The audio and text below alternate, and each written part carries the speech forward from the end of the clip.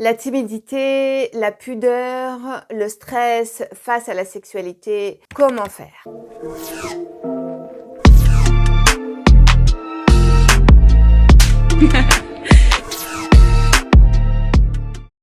Si tu ne me connais pas encore, je suis Karima Abbassi, je suis coach, entrepreneur, créatrice de la méthode Namaera et c'est la méthode que j'ai créée pour les femmes, pour aider les femmes à s'épanouir dans leur vie sentimentale et surtout à aller à leur propre rencontre avant de faire la bonne rencontre.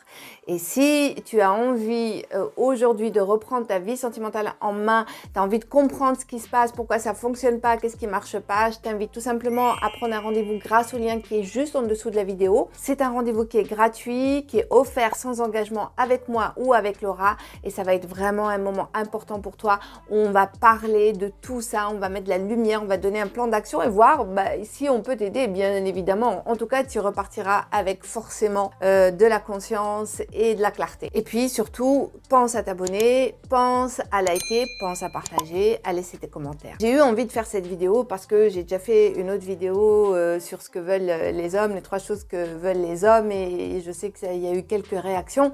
Et finalement, je me rends compte vraiment, enfin je me rends compte, je le savais déjà, mais là j'ai un peu conscientisé, je ne peux pas aborder la question de la rencontre sans aborder la question de la sexualité parce que ça va ensemble. Je vois trop de femmes aujourd'hui qui ont envie, qui rêvent de voir, de rencontrer l'homme de leur vie, leur compagnon idéal, compatible, etc. Mais qui mettent complètement de côté la question de la sexualité. Or, c'est un vrai sujet. Et c'est pour ça que j'ai eu envie d'en parler et de continuer à faire des vidéos sur ces thèmes-là pour vous aider à aller de l'avant. Voilà, c'est important.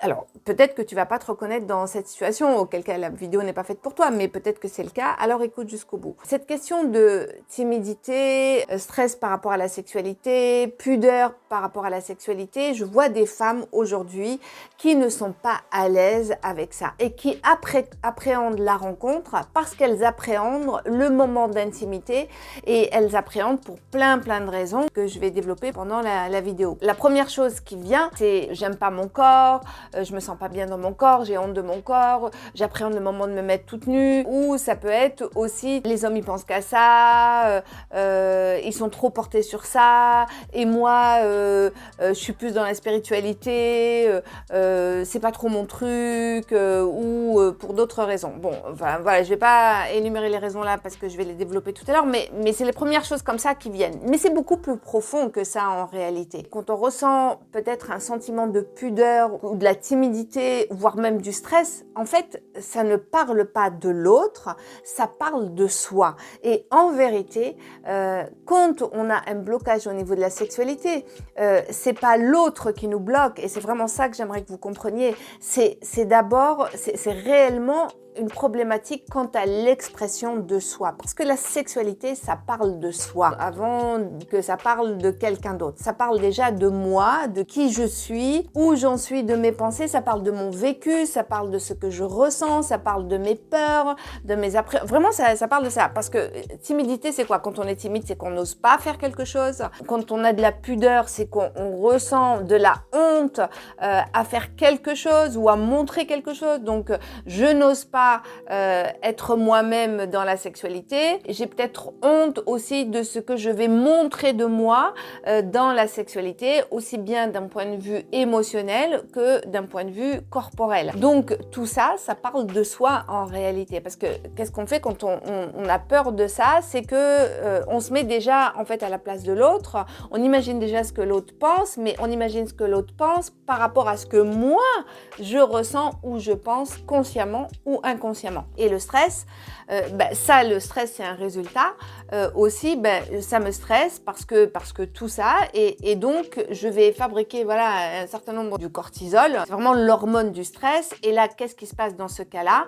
Eh bien, je me renferme parce que là, je suis en mode attaque, on m'a attaqué, je suis en danger ou on risque de m'attaquer, je suis en danger, donc je vais me remettre en mode survie et donc en mode ou bien je vais vais fuir ou bien je vais rien faire, je vais pas bouger. Donc là, ça veut dire quoi concrètement dans la rencontre? Ben, ça veut dire soit je ne vais faire aucun effort pour aller à la rencontre, pour aller rencontrer les autres, les hommes, ben, si je suis hétéro ou quelqu'un d'autre, voilà, quelle que soit ma tendance et mon orientation, peu importe. En tout cas, je ne vais pas aller vers l'autre parce que je vais avoir peur et donc je vais rester cloîtrée chez moi, même si au fond de moi, j'ai vraiment envie d'une rencontre. C'est vous que ça pénalise en premier avant toute chose. Alors pourquoi et comment faire? C'est un peu, je n'ai pas la prétention aujourd'hui de vous donner toutes les solutions, mais en tout cas, je peux vous donner les clés et après d'aller voir une par une où est-ce que vous reconnaissez et comment faire pour travailler. Évidemment, si tu te retrouves parmi ces femmes-là, je t'invite aussi, bien sûr, déjà dans un premier temps, à prendre un rendez-vous, à réserver ton bilan avec nous, avec ou moi ou Laura. C'est déjà un premier pas. Nous, déjà, on peut t'aider à mettre de la lumière sur ça et te donner peut-être un plan d'action. D'où ça vient? Ben, la première chose que je vois, et il peut y avoir, en tout cas parmi les femmes que je rencontre ou nos coachés, et depuis le temps que j'accompagne les femmes, plus de 10 ans maintenant, il y a l'histoire personnelle, il y a le vécu personnel.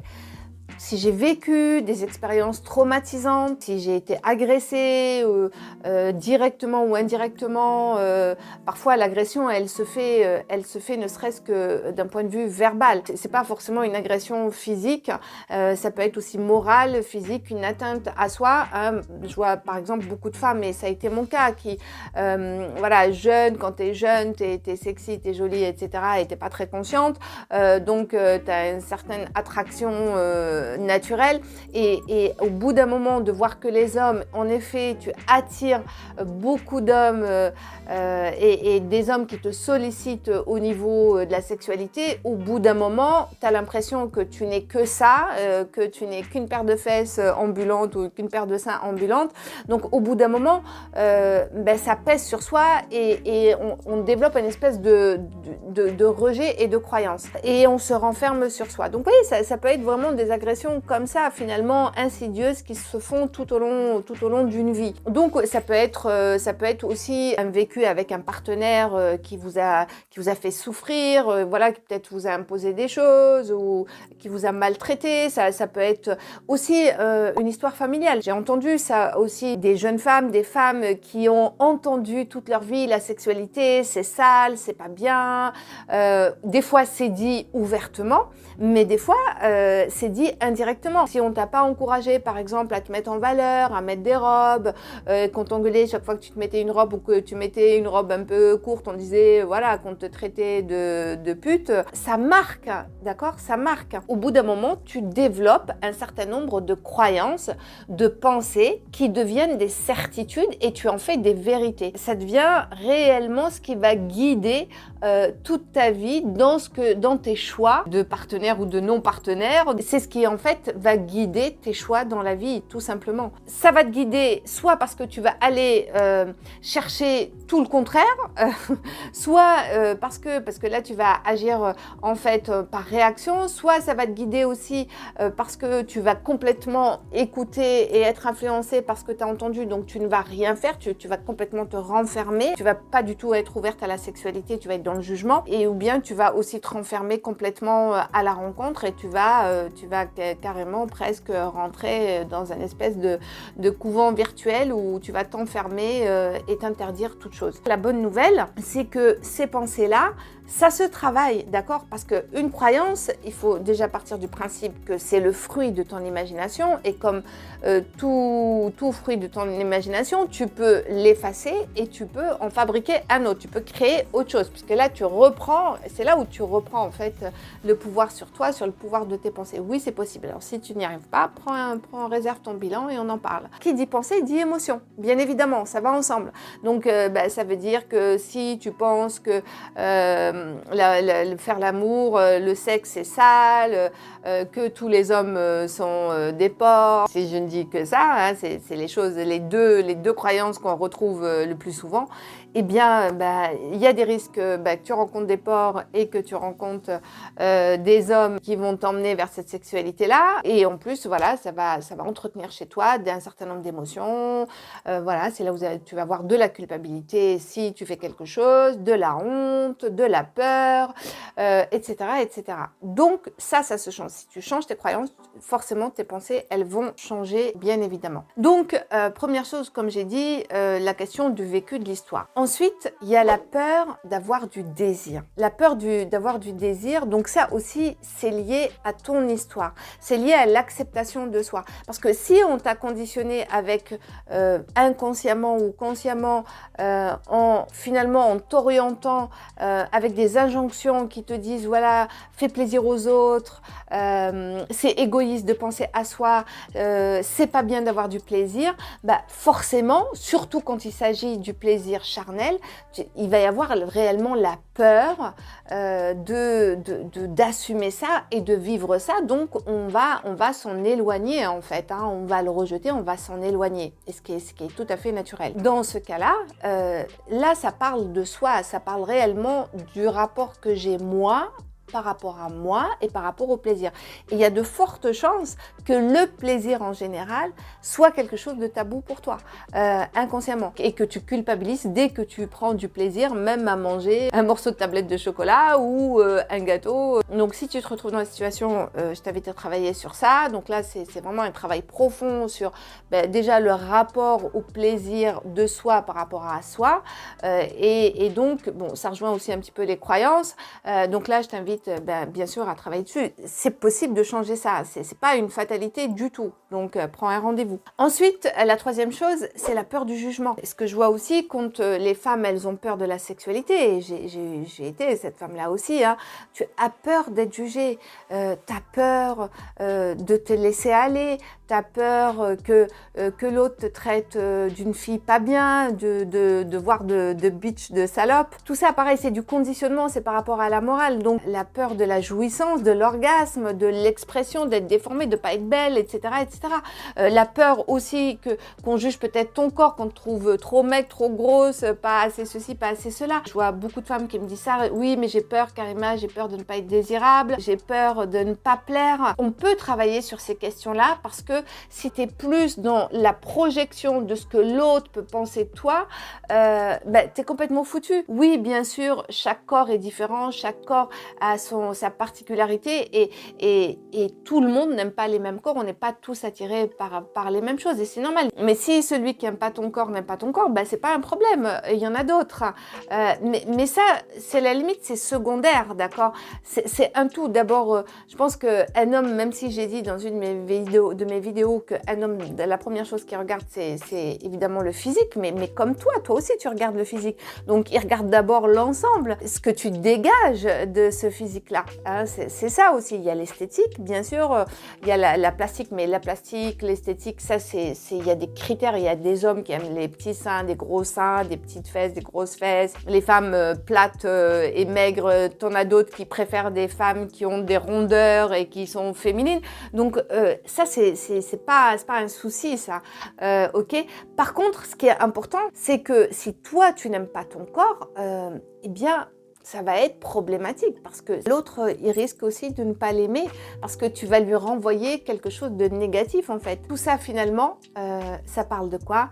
Ça parle d'un manque de confiance en soi, ça parle d'un désamour de soi, d'un désamour de son corps, ça parle de toute manière de la peur du jugement, ça parle aussi peut-être de votre incapacité à avoir du plaisir, à s'accepter et ça parle réellement de comment toi tu es avec toi, avec ton corps, ton plaisir, ton désir, ta perception du monde. Donc, c'est pour ça que c'est important si tu te retrouves dans des situations où tu sens que tu es timide, que tu appréhendes la sexualité, que tu te sens vulnérable, c'est important, bien sûr, que tu puisses aussi accepter que tu as la clé, que ça vient de toi et qu'il est possible de changer ça et de vouloir changer ça. Alors, bien sûr, il y a le cas où réellement il y a un problème physiologique, par exemple, ben, voilà, il peut y avoir des douleurs, tu as peur d'avoir mal ou tu as un problème vraiment précis, et auquel cas, bien sûr, je t'invite là à aller consulter un gynécologue, voilà, un médecin qui va t'orienter, etc., etc. Donc, il y a plein de possibilités aujourd'hui, une médecine allopathique, une médecine alternative qui peuvent t'aider aujourd'hui à dépasser les problématiques physiologiques. Comment faire si tu te retrouves dans une de ces situations que j'ai décrites? Comprends une chose, l'épanouissement personnel passe aussi par l'épanouissement de ta sexualité. Et vivre une relation amoureuse épanouie, c'est aussi vivre une relation sexuelle épanouie. Alors après, qu'est-ce que c'est une relation sexuelle épanouie? C'est à chacun de décider quelle est-elle. Ça ne veut pas dire qu'une vie sexuelle épanouie, ça ne veut pas dire que tu vas passer tous les jours de ta vie, du matin au soir, à avoir des rapports sexuels avec ton compagnon. C'est pas ça. C'est autre chose, mais c'est très personnel. Donc c'est pour ça que là, je t'invite, ça c'est un exercice qui est vraiment intéressant à faire. Assieds-toi, prends un crayon, un papier, voilà, pose-toi la question. Qu'est-ce que c'est pour toi une sexualité épanouie? Réfléchis dessus, pose des mots dessus. En tout cas, moi, en tant qu'experte et coach, ce que je peux te dire, et aussi en tant que femme, et aussi surtout en tant que femme, accepter sa sexualité, se réconcilier avec sa sexualité, c'est se réconcilier avec soi. C'est aussi s'autoriser et se permettre de se découvrir, de se connaître, de se libérer, de s'épanouir. Mais après, chacun, voilà, tu poses le cadre qui convient à toi, à tes valeurs, à ta philosophie, à ta perception de la vie, etc.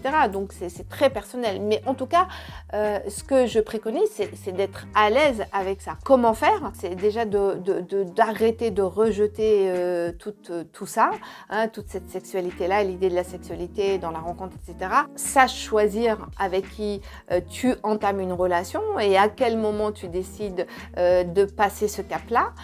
Ça, c'est ton choix, hein, ça t'appartient de choisir la personne avec qui tu as envie de partager ça et qui, possiblement, avec qui tu pourrais partager même un bout de chemin de vie.